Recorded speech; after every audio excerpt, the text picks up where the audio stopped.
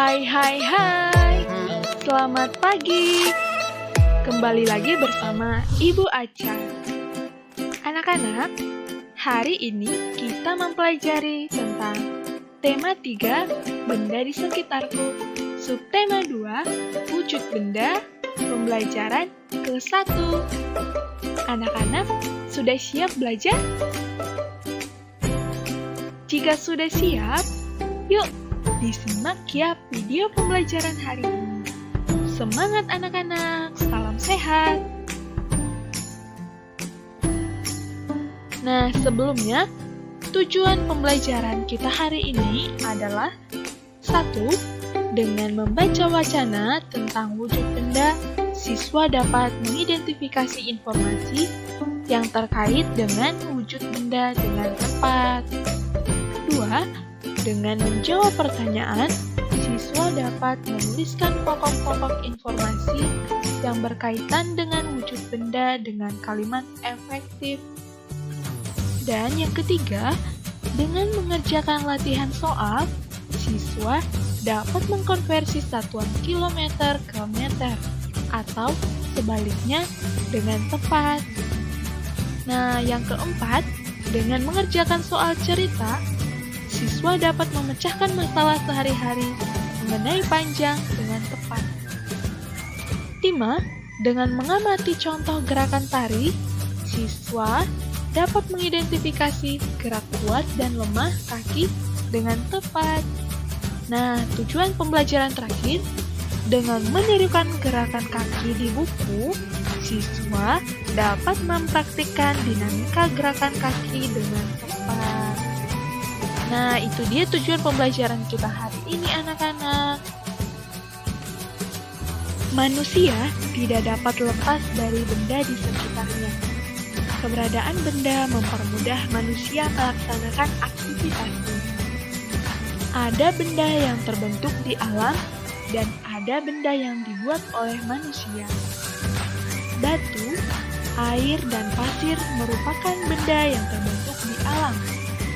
Sedangkan mobil, gunting, dan kertas merupakan benda yang dibuat oleh manusia. Anak-anak, coba lihat gambar di samping. Lautan, matahari merupakan benda yang terbentuk di alam. Sedangkan mainan merupakan benda yang dibuat oleh manusia.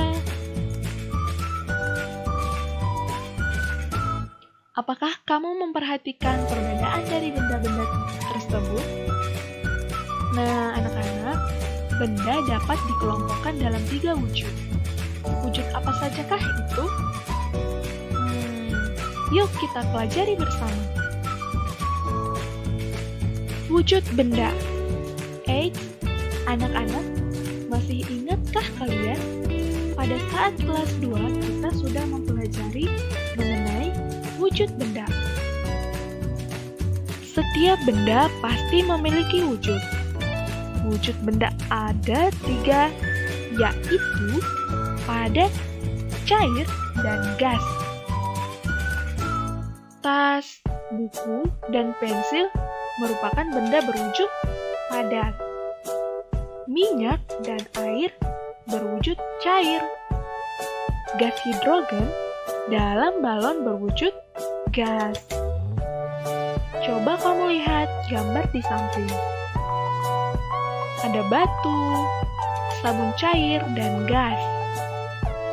Batu merupakan benda padat, sabun cair merupakan benda cair, dan gas merupakan benda yang berwujud gas. Anak-anak, coba kamu perhatikan di rumah kamu. Yang manakah wujud benda padat, benda cair, dan wujud benda gas?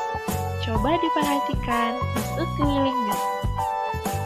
Dapatkah kamu menyebutkan contoh lain? Ya, coba lihat ya. Di dapur, Dayu melihat benda-benda yang digunakan untuk memasak. Banyak pula bahan-bahan untuk dimasak, seperti bawang, cabai, minyak goreng, dan kecap. Anak-anak, coba perhatikan gambar di samping. Perhatikan gambar dapur rumah Dayu. Nah, apa sajakah yang ada pada gambar? Kamu telah mengamati gambar di atas. Kemudian, kalian boleh kelompokkan benda-benda yang ada dalam gambar sesuai wujudnya. Yang manakah benda yang berwujud padat, benda cair, dan benda gas? Setelah kita melihat gambar dapur rumah Dayu, kita kelompokkan benda-benda berdasarkan gambarnya sesuai wujud, yaitu ada benda padat, ada panci, kompor, spatula, penggorengan, dan baskom. Dan benda cair ada air, minyak goreng, cuka, kecap, dan saus. Dan benda gas ada uap air serta gas. Itulah benda-benda dalam gambar sesuai wujudnya di dapur rumah Dayu. Pada hari Minggu, Edo dibonceng ayah ke rumah nenek. Edo dibonceng ayah dengan menggunakan motor. Perhatikan Dena jarak ke rumah nenek berikut ini.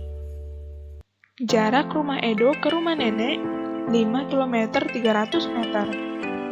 Jarak ini dapat ditulis 5 km lebih 300 meter.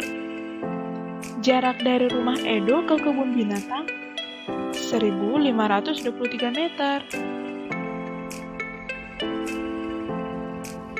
Anak-anak, satuan kilometer dan meter adalah satuan untuk menyatakan jarak. Pada pembelajaran kemarin kita mempelajari sentimeter dan meter. Untuk hari ini kita mempelajari kilometer dan meter. Jarak rumah Edo ke rumah nenek 5 km 300 meter. Berapa jarak rumah Edo ke rumah nenek dalam satuan meter? Nah, sebelumnya anak-anak, sebelum kita menjawab pertanyaan tersebut, perhatikan tangga pada gambar. Apabila setiap turun tangga dikalikan 10, tetapi apabila naik tangga, maka dikalikan 10.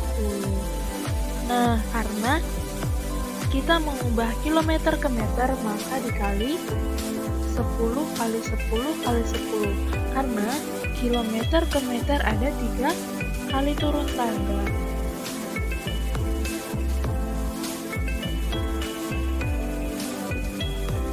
Sekarang kita bahas pertanyaan berikut. Jarak rumah Edo ke rumah nenek 5 km 300 meter. Berapa jarak rumah Edo ke rumah nenek dalam satuan meter? 5 km ditambah 300 meter. Nah, kita ubah 5 km ke meter menjadi 5 dikali 1000 sama dengan, iya betul, 5000 meter. Nah, kita tuliskan 5 km ditambah 300 meter sama dengan, iya, 5000 meter ditambah 300 meter menjadi 5300 meter. Jadi, jarak rumah Edo ke rumah nenek apabila diubah ke satuan meter menjadi 5300 meter. Nah, anak-anak, sekarang ke soal nomor 2. Jarak yang harus ditempuh Edo dari rumah ke kebun binatang 1523 meter. Berapa jarak rumah Edo ke kebun binatang dalam satuan kilometer dan meter? Nah, di sini diminta dalam satuan kilometer dan meter ya. 1523 meter sama dengan 1000 meter. Kemudian ditambah dengan 523 meter. 1000 meter sama dengan berapa anak-anak?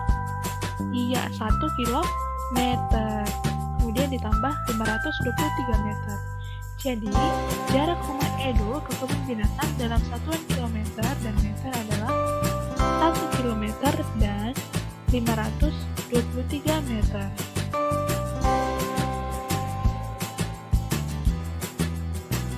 Anak-anak, alat ukur ada bermacam-macam, baik jenis maupun kegunaannya. Altimeter adalah alat yang digunakan untuk mengukur ketinggian suatu titik dari permukaan laut. Biasanya, alat ini digunakan untuk mengukur tinggi pesawat saat terbang dari permukaan laut. Juga untuk mengukur tinggi gunung dan hal lain yang berhubungan dengan ketinggian. Nah, ini ada gambarnya di samping ya anak-anak. Perhatikan gambar berikut. Ada pesawat yang ketinggiannya 3000 meter dan B ketinggiannya 4325 meter. Berdasarkan gambar di atas, jawablah pertanyaan berikut.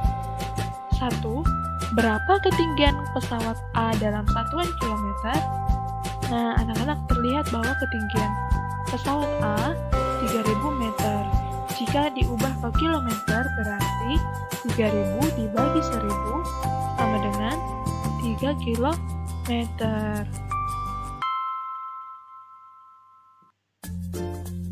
Bisa dilihat lebih jelas melalui gambar tangga satuan panjang di bawah ini ya. Nah, anak-anak lihat. Apabila tangganya turun berarti dikalikan 10. Tetapi apabila tangganya naik berarti dibagi dengan 10. Kaitkan dengan pertanyaan berikut. Kita membagi 1000 karena kita mengubah meter ke kilometer. Mengerti anak-anak? Nah, anak-anak, pernahkah kamu memperhatikan gerakan tiupan angin? Angin adalah udara yang bergerak. Udara itu berwujud gas. Gas tidak terlihat, namun dapat dirasakan. Tiupan angin ada yang kencang, ada yang lembut, dan ada yang sepoi-sepoi.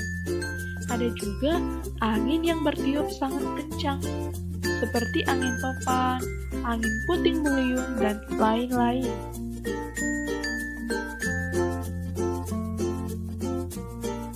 Perhatikan gambar berikut.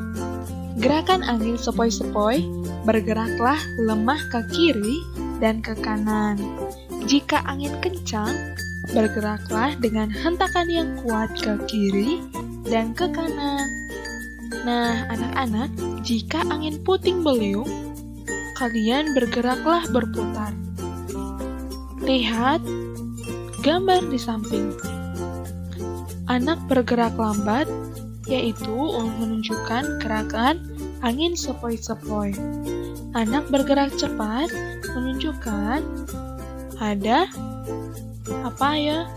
Iya, ada angin kencang. Nah, anak bergerak berputar berarti itu jenis angin puting beliung.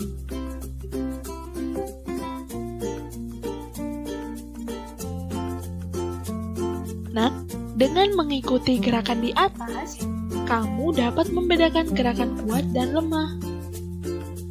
Dalam tarian, selain gerak tangan, ada juga gerakan langkah kaki. Gerakan tangan dan kaki harus selaras dengan irama yang mengiringi. Sekarang, coba kamu berlatih gerakan kaki terlebih dahulu.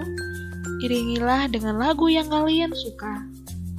Berlatihlah gerakan kaki dengan gerak lembut, seperti pohon yang melambai ditiup angin sepoi-sepoi, dan gerakan pohon yang ditiup angin kencang. Sampai di sini materi kita hari ini. Semoga apa yang sudah kita pelajari dapat kita mengerti. Terima kasih anak-anak sudah menyimak video pembelajaran hari ini. Untuk tugasnya akan Ibu kirimkan di WhatsApp group. Terima kasih, salam sehat.